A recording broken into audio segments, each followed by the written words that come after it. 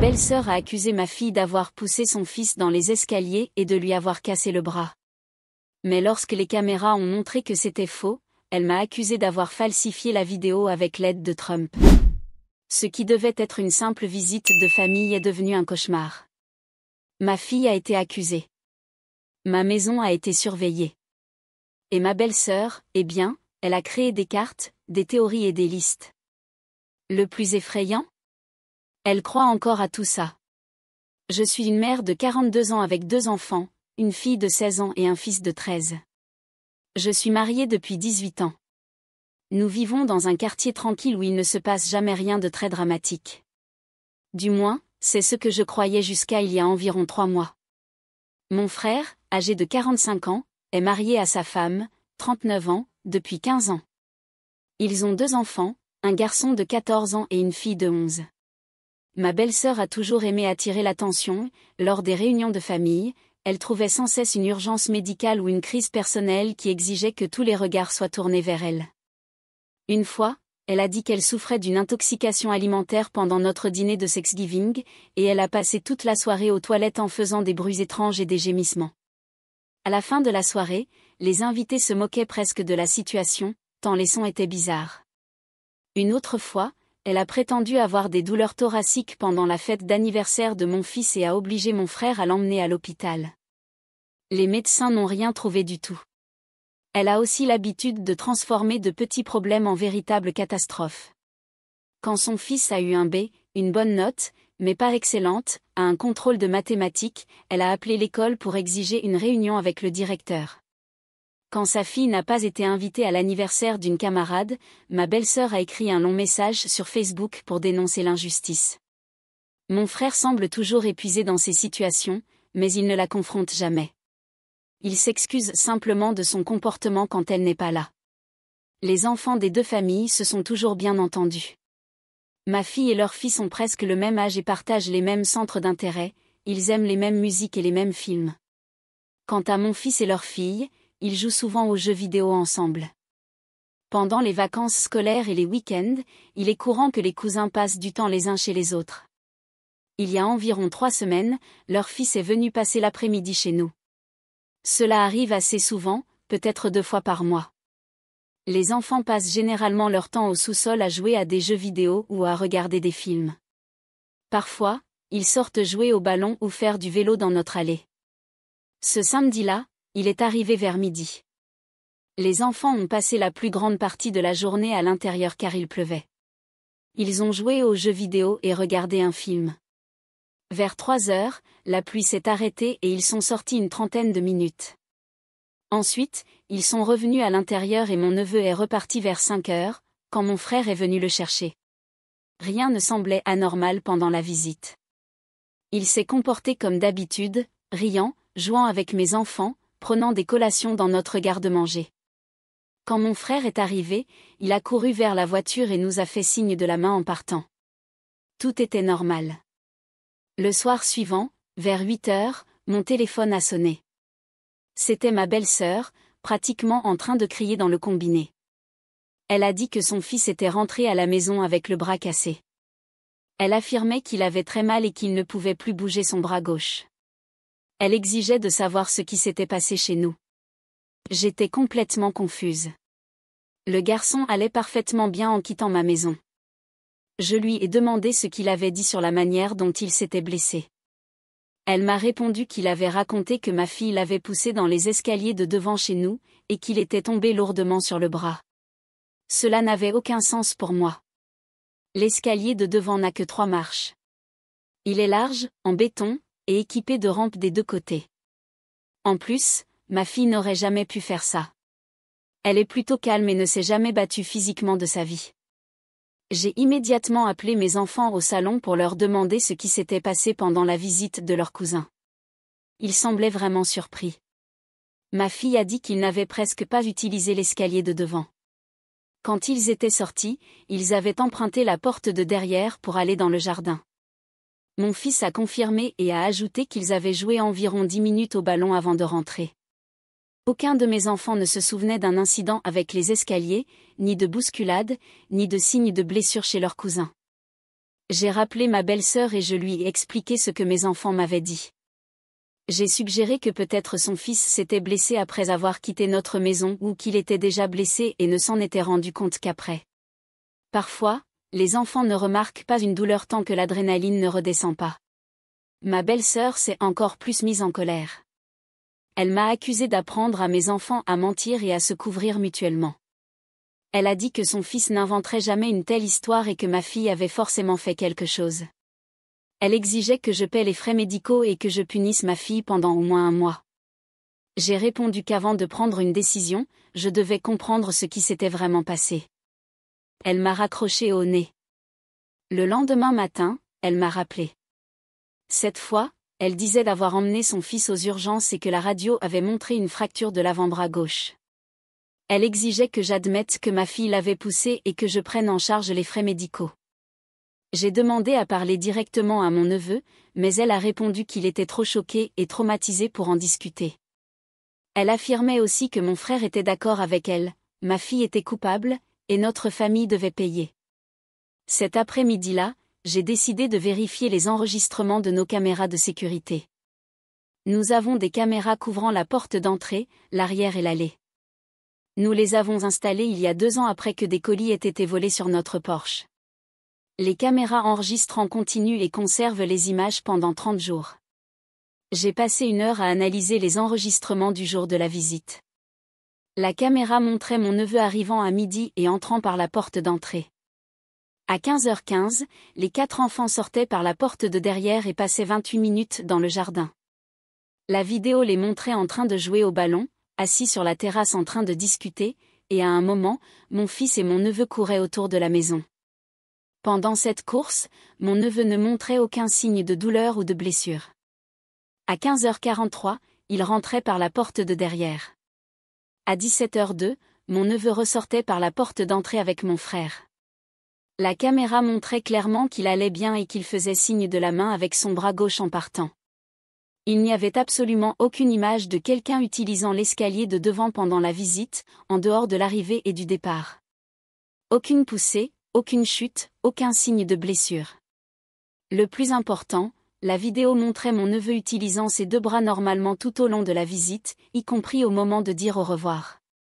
J'ai sauvegardé l'enregistrement pertinent sur une clé USB et j'ai appelé ma belle-sœur. Je lui ai dit que j'avais les images prouvant que son fils ne s'était pas blessé chez nous. Je me suis proposé de lui montrer la vidéo, afin que nous puissions découvrir quand et où il s'était réellement fait mal. Elle m'a accusé d'avoir falsifié la vidéo. Elle a dit que j'avais probablement édité les images pour supprimer les moments où ma fille poussait son fils. Elle affirmait que n'importe qui ayant des connaissances basiques en informatique pouvait manipuler une vidéo de sécurité pour lui faire dire ce qu'on voulait. J'ai essayé de lui expliquer que notre système de sécurité ajoutait automatiquement des horodatages et que les enregistrements étaient stockés sur un serveur dans le cloud, géré par la société de sécurité elle-même.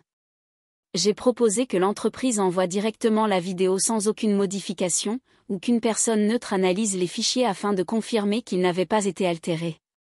Ma belle-sœur a refusé de visionner tout enregistrement. Elle a déclaré qu'elle ne faisait confiance à rien venant de moi ou de ma famille. Elle a insisté sur le fait que la seule vérité était la version racontée par son fils et que j'essayais de la manipuler, de la convaincre que son propre fils mentait.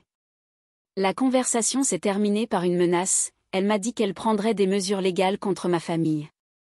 Elle allait nous poursuivre pour les frais médicaux, la douleur et la souffrance, ainsi que pour les dommages émotionnels. 2 jours plus tard, j'ai reçu une lettre recommandée d'un avocat. Ma belle-sœur avait réellement intenté un procès contre moi, mon mari et ma fille. L'action alléguait que ma fille avait intentionnellement poussé son cousin dans l'escalier de devant, provoquant la fracture et des douleurs persistantes.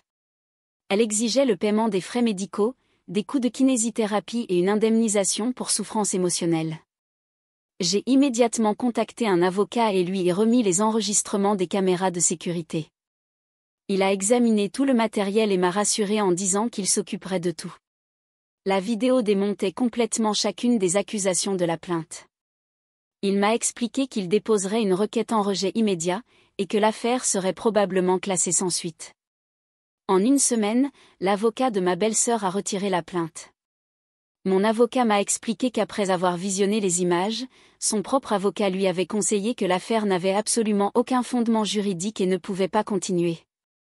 Mais au lieu d'admettre que son fils s'était trompé ou qu'elle avait tiré des conclusions hâtives, ma belle-sœur a commencé à répandre dans toute la famille que j'avais fabriqué des preuves pour détruire sa vie.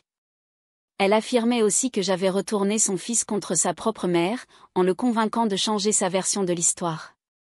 Elle prétendait que j'avais intimidé un enfant blessé pour qu'il mente et protège ma fille. La semaine dernière, j'ai reçu un appel de ma nièce, la fille de 11 ans de ma belle-sœur. Elle pleurait et m'a dit qu'elle devait me confier quelque chose d'important à propos du bras cassé de son frère. Elle m'a raconté que son frère n'avait jamais dit que ma fille l'avait poussé. Selon elle, il faisait du skate dans l'allée le lendemain de sa visite chez nous. Il est tombé et s'est blessé au bras, mais il avait peur d'en parler à sa mère, car elle lui avait interdit de faire du skate. Quand ma belle-sœur a remarqué que son bras était enflé et l'a emmené chez le médecin, elle a commencé à l'interroger sur la manière dont il s'était blessé. Lui, craignant de dire la vérité, a répondu qu'il ne s'en souvenait pas. Alors, ma belle-sœur a commencé à suggérer des hypothèses, peut-être que c'était arrivé à l'école, chez nous ou en jouant avec des amis. D'après ma nièce, sa mère est devenue obsédée par l'idée que la blessure s'était produite chez nous. Elle n'a cessé de presser son fils de questions. Quelqu'un t'a-t-il poussé? Es-tu tombé dans l'escalier? Jusqu'à ce que, épuisé, il finisse par dire que peut-être quelque chose de ce genre était arrivé, parce qu'il avait mal et voulait seulement qu'elle arrête de l'interroger. Ma nièce a affirmé que son frère n'avait jamais dit que ma fille l'avait poussé. C'est sa mère qui a construit toute cette histoire à travers des questions orientées, jusqu'à ce qu'il finisse par acquiescer à sa version. Ma nièce m'a appelé parce qu'elle avait entendu sa mère dire qu'elle avait l'intention d'engager des poursuites contre d'autres membres de la famille, et elle était terrifiée à l'idée que ces fausses accusations finissent par détruire tous les liens familiaux. Après avoir parlé avec elle, j'ai appelé mon frère et je lui ai raconté tout ce que sa fille m'avait révélé. Il m'a répondu qu'il devait avoir une conversation sérieuse avec sa femme et ses enfants. Le lendemain, mon frère m'a rappelé. Il avait parlé en privé avec son fils, et celui-ci avait avoué s'être blessé en faisant du skate dans l'allée, après sa visite chez nous. Mon frère s'est excusé à plusieurs reprises pour le comportement de sa femme et pour la plainte qu'elle avait déposée contre nous.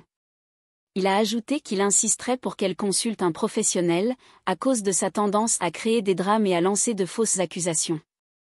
Depuis qu'il l'a confrontée avec la vérité, je n'ai plus eu de nouvelles directes de ma belle-sœur. Selon mon frère, elle dit maintenant que toute la famille est contre elle et qu'elle est la véritable victime dans cette histoire. Quant à mon neveu, mon frère l'a amené chez nous pour qu'il présente lui-même ses excuses pour la confusion qu'il avait causée en ne disant pas la vérité dès le début. Ce furent des jours extrêmement chaotiques, mais je suis soulagée que la vérité ait enfin éclaté et que les choses commencent à s'améliorer.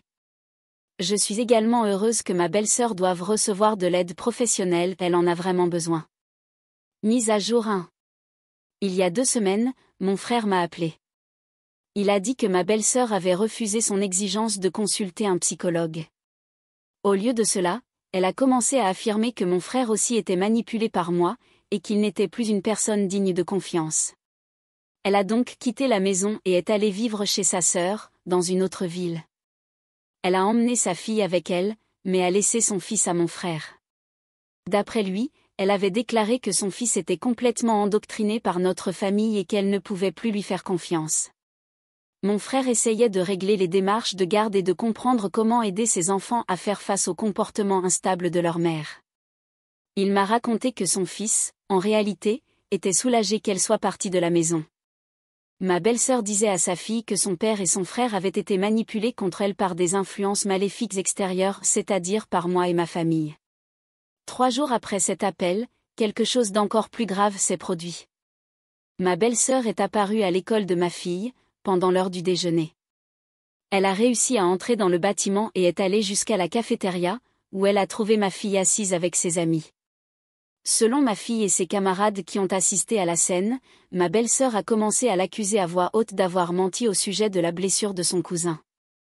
Elle exigeait qu'elle admette l'avoir poussé et qu'elle s'excuse pour toute la souffrance causée. Ma fille était complètement confuse et effrayée. Elle a essayé de dire qu'elle n'avait rien fait, mais ma belle-sœur est devenue encore plus agressive. Elle a attrapé le bras de ma fille et a déclaré qu'elle ne permettrait pas qu'elle continue à mentir et à manipuler tout le monde. D'autres élèves ont commencé à se rassembler autour de la scène. Un professeur a remarqué la confusion et est intervenu. Quand l'enseignant lui a demandé de s'identifier et d'expliquer pourquoi elle criait sur une élève, ma belle-sœur a affirmé que ma fille avait gravement blessé son fils et que l'école devait prendre des mesures disciplinaires.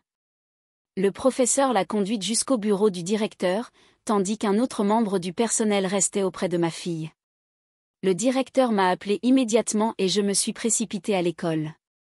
Quand je suis arrivée, j'ai trouvé ma fille visiblement bouleversée, mais physiquement indemne. Le directeur m'a expliqué que ma belle-sœur avait été escortée hors du bâtiment et que la police avait été appelée pour rédiger un rapport. Elle avait porté plusieurs accusations contre ma fille et exigeait qu'elle soit suspendue ou expulsée de l'école.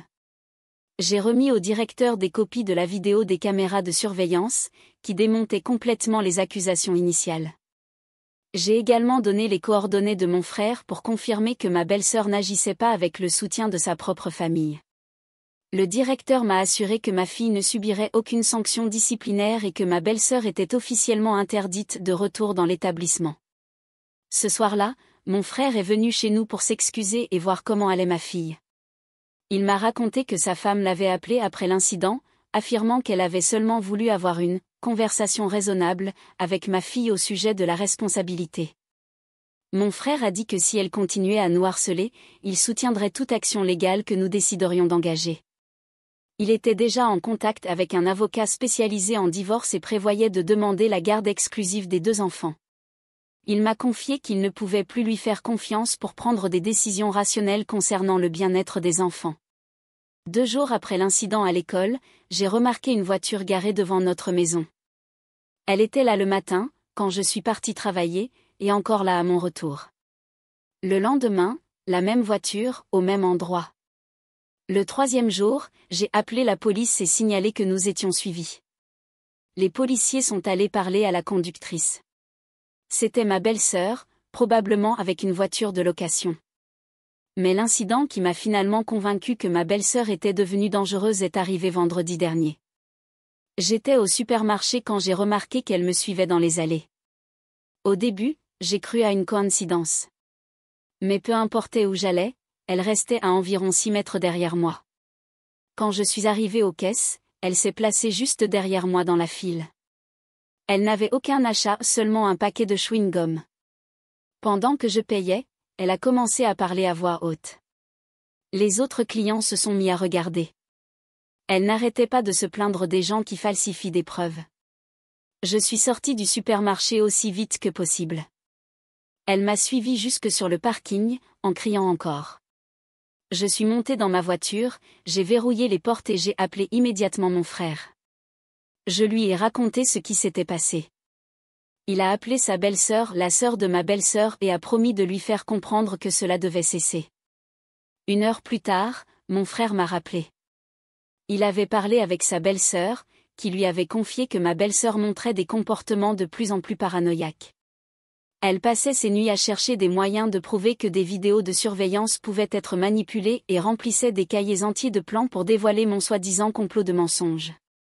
Sa sœur était très inquiète pour sa santé mentale, mais elle a expliqué qu'il n'y avait aucune base légale pour une hospitalisation forcée, puisqu'elle ne représentait pas une menace pour elle-même ni pour les autres, elle était seulement complètement obsédée. Mon frère a dit qu'il demanderait une ordonnance restrictive au nom de toute notre famille.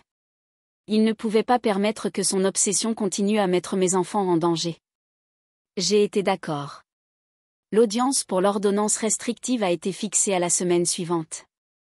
Mon frère a rassemblé des déclarations de l'école, toute ma documentation concernant le harcèlement, ainsi que des témoignages sur son historique d'accusations mensongères. Il a aussi obtenu un rapport psychologique préliminaire suggérant qu'elle pouvait être en train de vivre une rupture avec la réalité. À ce stade, ma belle-sœur n'a pas seulement un problème, elle en a tout un conteneur. Mise à jour 2. L'audience concernant l'ordonnance restrictive s'est déroulée mieux que prévu, mais ce n'est pas tout ce qui s'est passé. Le juge a accordé une ordonnance restrictive temporaire, interdisant à ma belle-sœur de s'approcher à moins de 150 mètres de moi, de ma famille, de notre maison ou de l'école de ma fille. L'ordonnance couvre également la maison de mon frère et l'école de son fils, puisque ma belle-sœur avait tenté de le contacter contre la volonté de mon frère. De plus, la garde de leur fille a été confiée à mon frère. Ma belle-sœur a eu une crise lorsque le juge a lu la décision.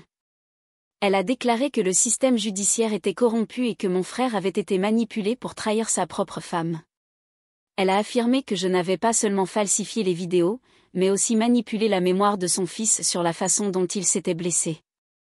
Après l'audience, nous avons appris que, le mois précédent, elle était devenue de plus en plus paranoïaque. Ma belle-sœur était persuadée que j'avais des connexions avec la police ou avec des entreprises technologiques qui m'aidaient à fabriquer des preuves contre elle. Le lendemain de l'émission de l'ordonnance restrictive, elle l'a violée. Je ne sais même pas si elle a attendu 24 heures. Ma fille m'a appelée au travail, en pleurs et effrayée. Elle a dit que sa tante l'attendait devant l'école à la fin des cours. Elle ne s'est pas approchée directement, mais elle l'a suivie, avec ses amis, sur 3 pâtés de maison, en criant derrière elle. Les filles se sont réfugiées en courant dans un café et m'ont appelée. J'ai immédiatement prévenu la police et pris ma voiture pour aller la chercher. Quand je suis arrivée, ma belle-sœur était déjà partie, mais plusieurs témoins ont confirmé la scène. La police a enregistré un nouveau rapport et a déclaré qu'ils l'arrêteraient à la prochaine violation de l'ordonnance. Ils ont aussi renforcé les patrouilles autour de l'école et de notre quartier. Mon frère était mortifié. Il m'a raconté que sa femme avait dit à sa sœur qu'elle projetait d'exposer ma fille comme une menteuse dangereuse, en la forçant à avouer devant des témoins. Apparemment, elle croyait que, si elle confrontait ma fille publiquement, celle-ci s'effondrerait et admettrait d'avoir poussé son cousin. 3 jours plus tard, ma belle-sœur est apparue devant ma maison. J'ai regardé par le Judas et je l'ai vue debout sur la véranda, tenant une grande enveloppe brune à la main. Elle fixait directement la caméra de surveillance, avec une expression beaucoup trop calme, ce qui était encore plus effrayant que ses comportements précédents. J'ai appelé la police pour signaler une nouvelle violation de l'ordonnance. Pendant que je parlais à l'opératrice, je l'observais par la fenêtre. Elle n'a pas sonné, ni tenté d'entrer. Elle est simplement restée là environ 5 minutes, immobile, fixant la caméra. Puis elle a glissé l'enveloppe sous la porte et est repartie vers sa voiture. J'ai attendu l'arrivée de la police avant de l'ouvrir. À l'intérieur, il y avait des copies imprimées de vieilles photos de réunions de famille, prises au fil des ans. Sur chaque photo, elle avait entouré le visage de ma fille au marqueur rouge, en écrivant des mots comme « menteuse » et « manipulatrice » à côté. Il y avait aussi une lettre manuscrite, adressée à ma fille. Dans ce texte, elle affirmait savoir que ma fille était forcée de mentir par nous, ses parents, mais qu'elle lui pardonnait toute la douleur qu'elle avait causée. Elle l'encourageait à dire la vérité sur le fait d'avoir poussé son cousin et lui promettait qu'elle la protégerait du châtiment si elle confessait. La police a saisi l'enveloppe et son contenu comme preuve. Ils ont dit qu'ils l'arrêteraient dès qu'ils la retrouveraient. Ce soir-là, mon frère m'a appelé pour dire qu'elle avait été arrêtée chez sa sœur. Elle a été officiellement inculpée pour violation de l'ordonnance judiciaire et harcèlement. Sa sœur était soulagée de son arrestation. Mon frère a aussi partagé des informations troublantes sur ce qu'elle faisait ces dernières semaines. Sa sœur avait découvert que ma belle-sœur constituait des dossiers détaillés sur toute notre famille. Elle avait imprimé nos publications sur les réseaux sociaux, capturé nos activités en ligne et suivait nos routines quotidiennes. Elle affirmait vouloir prouver que notre famille était impliquée dans des activités criminelles en plus de la prétendue falsification de la vidéo. Selon elle, quiconque est capable de manipuler des vidéos de surveillance peut aussi être mêlé au crime organisé, à la corruption d'État et à la fraude corporative. Sa sœur a trouvé des cahiers remplis de théories du complot, nous liant à tout, des forces de l'ordre aux grandes entreprises technologiques. Honnêtement, je suis étonnée que nous n'ayons pas aussi été liés aux extraterrestres. L'évaluation psychologique demandée par mon frère a été finalisée la semaine dernière.